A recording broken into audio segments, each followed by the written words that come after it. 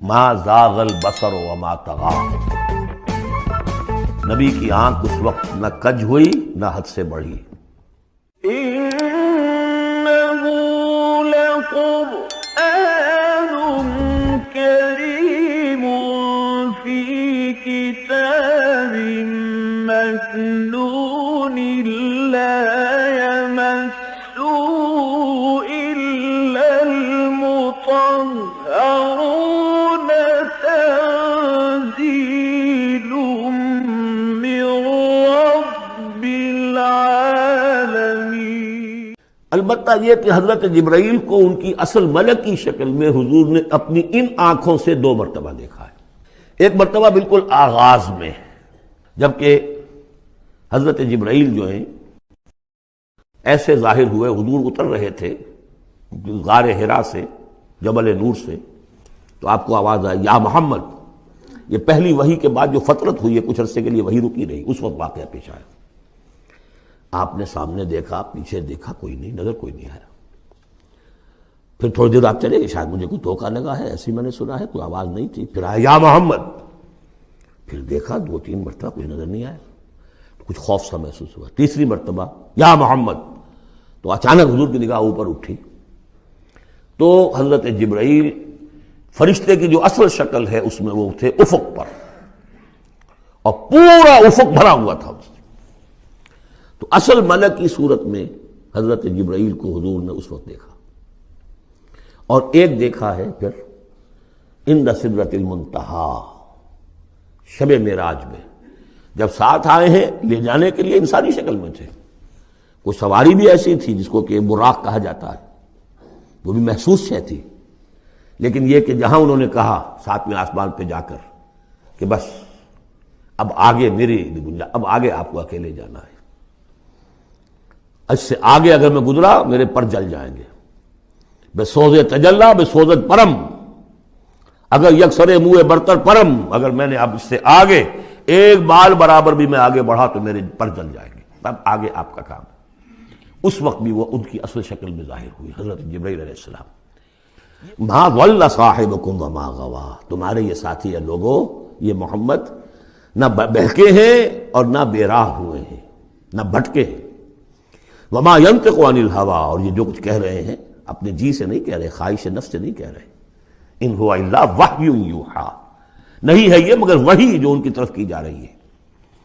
علمہ شدید القوی، انہیں تعلیم دی ہے، سکھایا ہے اس نے جو بہت طاقتور والا ہے۔ یہاں حضرت جبرائیل ہیں جو مراد ہیں۔ علمہ شدید القوی، یہ قرآن کس نے سکھایا محمد کو؟ شدید القوی، ذو مرۃ، وہ بڑا زور آور ہے، فاستوی، وہ سیدھا ہوا، وہو بالافق الاعلی، اور افق اعلیٰ کے اوپر وہ محمد کو نظر آ رہا تھا صلی اللہ علیہ وسلم۔ ثم دنا فتدلی، پھر ذرا نیچے کو لٹکا، قریب آیا، فکان قاب قوسین او ادنی، اور پھر وہ اتنے قریب آ گیا کہ جیسے 2 کمانوں کا فاصلہ ہو یا اس سے بھی قریب۔ فاوحی الی عبدہ ما اوحی، پھر اس نے وحی کی اللہ کے بندے کی طرف جو وحی کی۔ وہ وحی کون سی تھی؟ وہ ہے اصل میں وحی رسالت۔ وحی نبوت جو تھی وہ تو شروع میں آ چکی، اس کے بعد یہ فترت ہو گئی تھی، کچھ وقفہ پڑ گیا تھا۔ شروع میں وحی جس سے کہ حضور کی نبوت کا ظہور ہوا ہے وہ تو ہے اقرا بسم ربک الذی خلق، خلق الانسان من علق، اقرا وربک الاکرم الذی علم بالقلم، علم الانسان ما لم یعلم۔ لیکن اب یہ سورہ مدثر کی آیات اس وقت نازل ہوئیں، یا ایھا المدثر، جب حضور گھر آ گئے اور پھر آپ نے اپنی اہلیہ سے کہا، خوف زدہ تھے، جو بھی منظر دیکھا تھا، ملک کی شکل، فرشتے کی شکل، اب وہ تو حضور ہی نے دیکھا جو دیکھا، ہم تو نہیں سمجھ سکتے کہ آپ نے کیا دیکھا، لیکن یہ کہ اس کے بعد آپ آئے، آپ نے کہا مجھے کمبل اڑا دو، لحاف اڑا دو، لحاف اوڑھ کر آپ لیٹ گئے، تو پھر وہ وہی یا ایھا المدثر قم فانذر وربک فکبر، اے لحاف میں لپٹ کر لیٹنے والے کھڑے ہو جاؤ اور خبردار کرنا شروع کر دو لوگوں کو۔ اور تمہاری اس دعوت کا نقطۂ آغاز تو انذار ہے، اور اس کا ہدف دنیا میں تکبیر رب ہے، رب کو بڑا کرو، اس کی بڑائی منواؤ، اس کی بڑائی نافذ کرو، اس کا نقشہ کھینچا گیا ہے۔ علمہ شدید القوی ذو مرۃ فاستوی وہو بالافق الاعلی ثم دنا فتدلی فکان قاب قوسین او ادنی فاوحی الی عبدہ ما اوحی ما کذب الفؤاد ما رأى، جو کچھ انہوں نے دیکھا ان کے دل و دماغ نے اسے جھٹلایا نہیں، یہ نہیں کہا کہ نہیں یہ کیا ہے۔ دیکھیے ایسا ہوتا ہے کہ کوئی غیر معمولی سی بات آپ دیکھیں تو ایک شخص ہو جاتا ہے میں خواب دیکھ رہا ہوں یا حقیقت دیکھ رہا ہوں۔ آنچ نہیں بینے میں بیداری تو یارم یا بے خواب، اے اللہ جو میں دیکھ رہا ہوں یا ہم دیکھ رہے ہیں یہ بیداری میں دیکھ رہے ہیں یہ خواب میں دیکھ رہے ہیں، وہ غیر متوقع چیز۔ لیکن نبی کو کوئی شک نہیں ہوا، ما کذب الفؤاد ما رأى، یکسوئی کے ساتھ دل و دماغ اور جو بھی آپ کی آنکھ دیکھ رہی تھی ان میں کوئی کانفلکٹ نہیں تھا۔ ما کذب الفؤاد ما رأى فتمارونہ علی ما یری، تو کیا تم اس سے جھگڑتے ہو اس چیز پر کہ جسے وہ دیکھ رہا ہے؟ اقبال نے کہا نا کہ قلندر ہرچے گوید دید گوید، جو شخص اپنا دیکھی ہوئی چیز بیان کر رہا ہے تم اس سے جھگڑ رہے ہو، تمہارے لیے تو وہ ایک غیب کی خبر ہے، اس نے تو دیکھا ہے۔ افتمارونہ علی ما یری وَلَقَدْ رَآهُ نَزْلَةً أُخْرَىٰ، اس نے تو ایک مرتبہ اور بھی دیکھا۔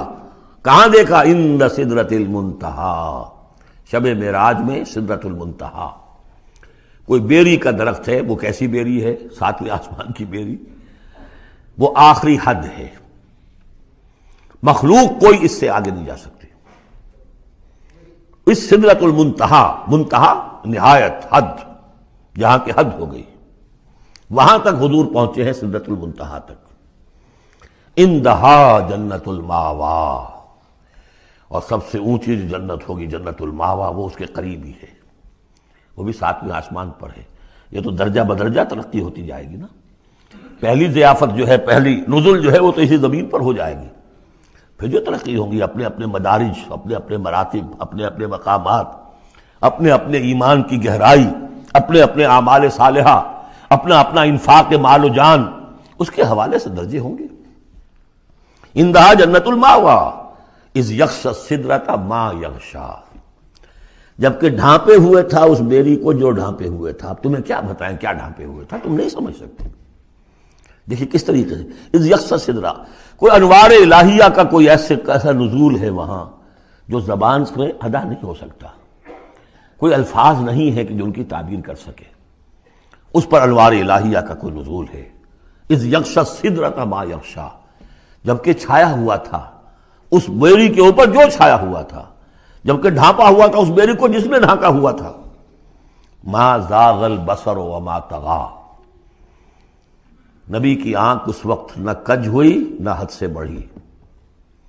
یہ دو انتہائیں ہوتی ہیں، ایک تو یہ کہ آپ کسی انٹینس لائٹ کو فیس نہ کر سکے تو نگاہ ہٹائیں گے آپ، یہ جھپک لیں گے، فیس نہیں کر سکتے اگر آپ میں ہمت نہیں، استعداد نہیں ہے۔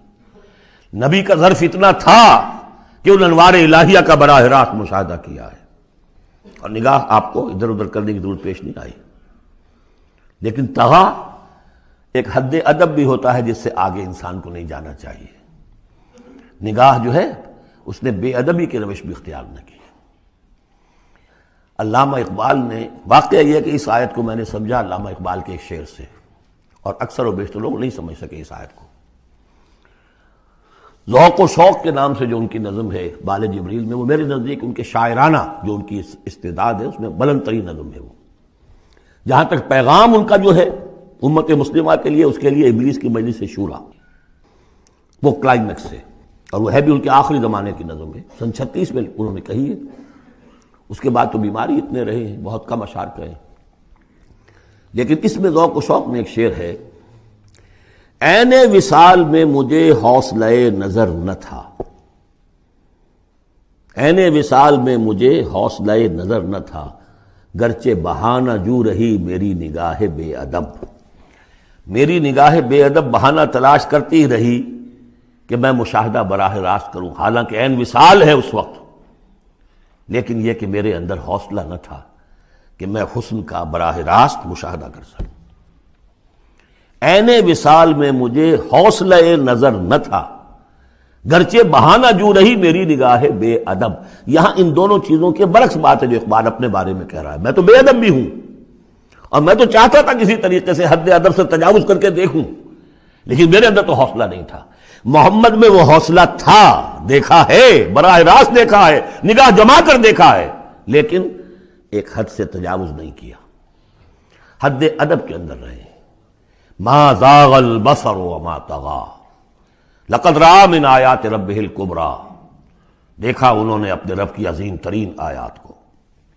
اب وہاں جا کر جو مشاہدہ ہوا ہے وہ تو اللہ کی عظیم ترین آیات کا ہے، اور اسی سے در حقیقت دلیل ہے ام المومنین حضرت عائشہ صدیقہ رضی اللہ تعالی عنہ اور حضرت عمر رضی اللہ تعالی عنہ کا جو قول ہے۔